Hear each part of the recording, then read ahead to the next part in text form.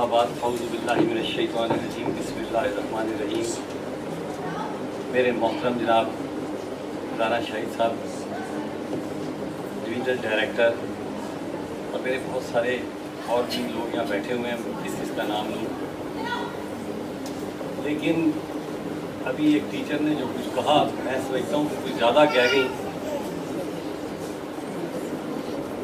मैं हकीकतन ये समझता हूँ कि जैसे बीच में कहा गया, और मैं अक्सर लोगों को ये कहता हूँ कि किसी ने हज़रत शाह अब्दुल कादिर जिलानी से पूछा कितने बड़ा नाम है, आपकी ज़िंदगी का निचोड़ क्या है। अब इतने बड़े बुज़ुर्ग से शायद वो कहते हैं रात की तहज्जुद, चिल्ले, इबादत, रोज़ा रखना। उन्होंने कहा मेरी ज़िंदगी का जो निचोड़ है वो दो बातों पर है। एक, भूखे को खाना खिलाना, और मेरा बस चले तो मैं तमाम दुनिया को खाना ही खिलाया करूं, और दूसरा हुस्न इखलाक। आप ये देखें कि इतने बड़े बुजुर्ग, आप किसी भी बुजुर्ग को उठा के देख लें, आप अपने हजूर पाक सल्लल्लाहु अलैहि वसल्लम से शुरू कर लें, कोई मुसलमान तलवार से नहीं हुआ, कोई मुसलमान बना तो वो दुआ पढ़ ले तो सारी दुनिया मुसलमान होती, लेकिन उन्होंने अपना किरदार इस काबिल किया कि बूढ़ी औरत कूड़ा फेंक रही होती थी, जब नहीं फेंका तो जाके हाल पूछा तो बूढ़ी परेशान हो गई और मुसलमान हो गई। मैंने ज़िंदगी में एक चीज़ सीख ली है, हज़रत अली रज़ी अल्लाह ताला अन्हु का कौल है, और मैंने इसको अपनी ज़िंदगी में 3-4 कौल है जो मैं ज़िंदगी में बड़ा कामयाब हुआ। कामयाब कहना चाहिए या नहीं कहना चाहिए, लेकिन अल्लाह का मेरे पे बहुत करम है। पहला ये है कि लोगों की उम्मीदों का तुमसे वाबस्ता होना। हज़रत अली रज़ी अल्लाह ताला अन्हु का कौल है कि लोगों की उम्मीदों का तुमसे वाबस्ता होना अल्लाह की बहुत बड़ी नेमत है। जब मैं कभी कभी घबरा जाता हूँ, इंसान हूँ, ज़ाहिर फरिश्ता नहीं हूँ या कोई बहुत दूसरी चीज़ नहीं हूँ, कोई बहुत बड़ा बुजुर्ग नहीं हूँ, पीर नहीं हूँ, इंसान हूँ, और जब मैं लोगों की खिदमत करता हूँ थक भी जाता हूँ, तो फिर मैं इसको फिर पकड़ता हूँ कि अल्लाह की नेमत है लोगों का तुमसे उम्मीदें वाबस्ता करना। फिर मैं इस पर शुरू हो जाता हूँ। दूसरा, कुछ अरसे से जब मुझे कोरोना हुआ, बाकी कोरोना से मैं डरता शरता कोई नहीं, वो बात वो इस्लाम और मुसलमान वाली नहीं है।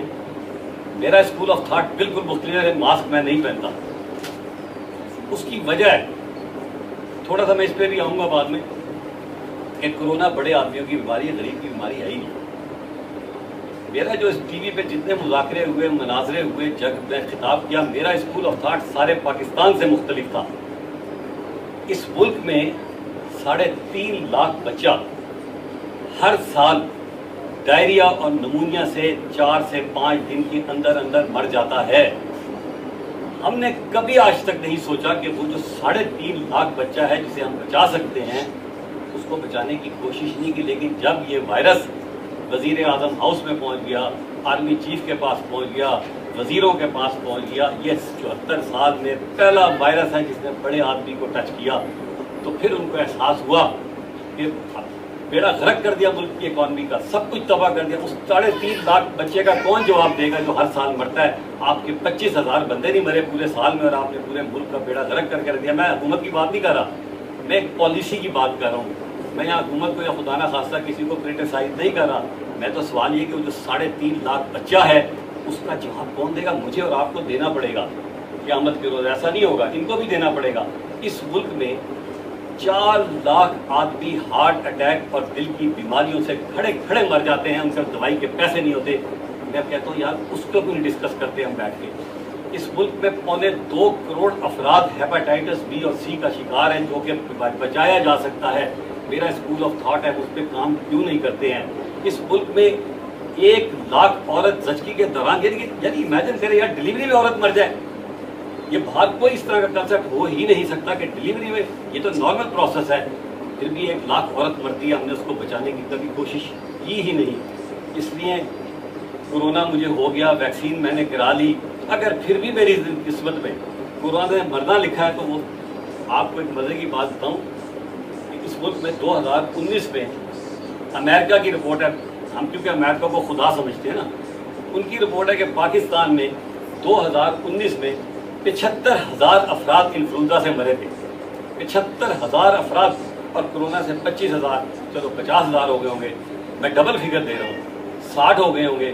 ہم نے اس 75,000 کو اس لیے ڈسکس نہیں کیا کہ وہ غریب کا بچہ مرا تھا، غریب کا آدمی مرا تھا. بہرحال یہ ایک علیحدہ ٹاپک تھا.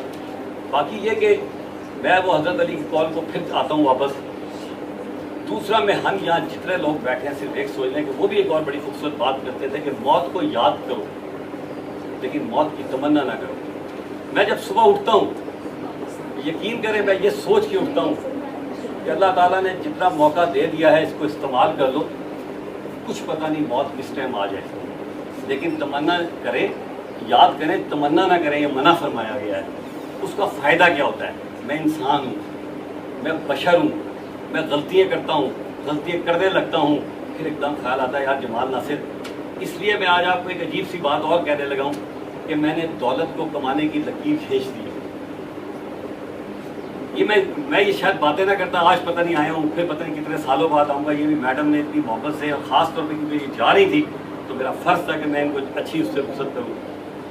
تو میں نے کمانے کی لائن کھینچ دی اس لیے کہ جب میں نے زندگی بہت محنت کی. میری ماں نے ٹاٹ سے، میں نے پہلے ہی بتایا تھا کہ میری ماں نے ہمیں ٹاٹ سے پڑھایا، لنڈے کے کپڑے پہنائے، ایک وقت کا کھانا کھلایا، لیکن ہمیں پڑھا کے میری ماں نے یہاں تک پہنچا دیا.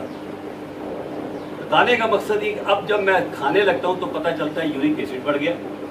چلو بھائی گوشت نہیں کھانا. اچھا جی کولیسٹرول بڑھا ہوا ہے، گھی اور تیل کی چیزیں نہیں کھانی. اچھا بھائی جس چیز پہ ہاتھ لگاؤ شوگر بارڈر لائن ہونے لگی ہے. اچھا بھائی روک دو. جب آپ نے کھانی 2 روٹی ہے، جب آپ نے کھانا ہی 2 روٹی ہے، پھر اس کے لیے کما رہے ہیں. کیونکہ اب جو حساب ہونا ہے میرا وہ اللہ کے گھر جب میں جاؤں گا وہ میرے اعمال کا حساب ہونا ہے.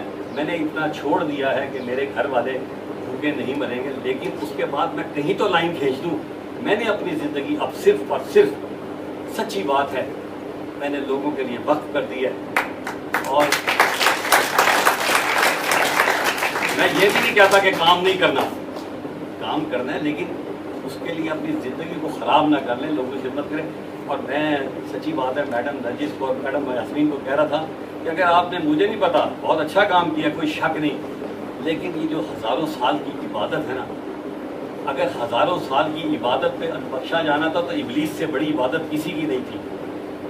اور اگر ہزاروں سال کی عبادت ہی کرائیٹیریا تھی تو اصحاب کہف کا کتا کا کہاں، کتا جو ہے قیامت کے روز ایک انسان کی صورت میں جنت میں جائے گا. کتا قرآن میں ذکر آ گیا، کیوں آ گیا؟ کہ وہ اچھے لوگوں کے ساتھ اٹھتا بیٹھتا تھا. تو بات یہ ہے کہ ہم سب اپنے اچھے اچھے کام کریں. اور تعلیم، میڈم نرجس زیدی قسم خدا کی بہت بڑا اثاثہ ہے. ایک بچی کو بھی اگر اس یہاں بناویں ایک معاشرہ بنتا ہے. مجھے یاد ہے میڈم میں نے ایک بچی کو زکوٰۃ پہ پڑھوایا، اور ایسی بچی کو زکوٰۃ پہ پڑھایا. میں معافی چاہتا ہوں تھوڑی سی میری تقریر کیونکہ تھوڑی سی پریکٹیکل ہے، لمبی ہو جائے کہ معافی چاہتا ہوں.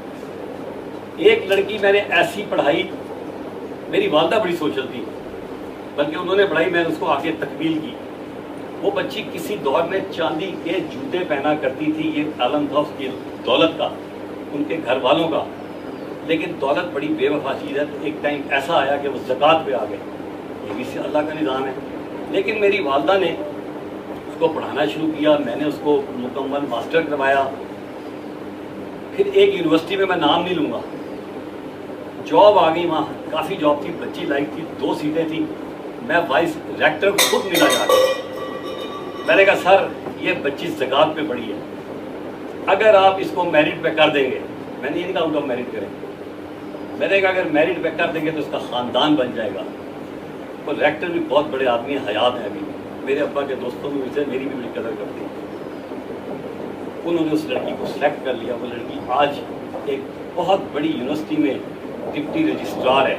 پھر وہ لڑکی مجھے نہیں ملی، اس نے مجھے شادی میں بھی نہیں بلایا. مزے کی بات کی اپنی، کوئی بات نہیں، میں نے تو اپنا ایک پودا لگانا تھا، لگا دیا. ایک دن میں صفا مال پہ تھا، میری خوشی کی انتہا دیکھے میں.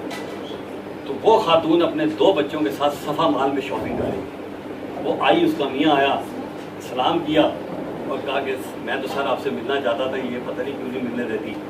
بہرحال مجھے اتنی خوشی ہوئی کہ وہ جو زکوٰۃ پہ پلی تھی وہ صفا مال میں شاپنگ کر رہی تھی، لیکن اب پورا خاندان بن گیا.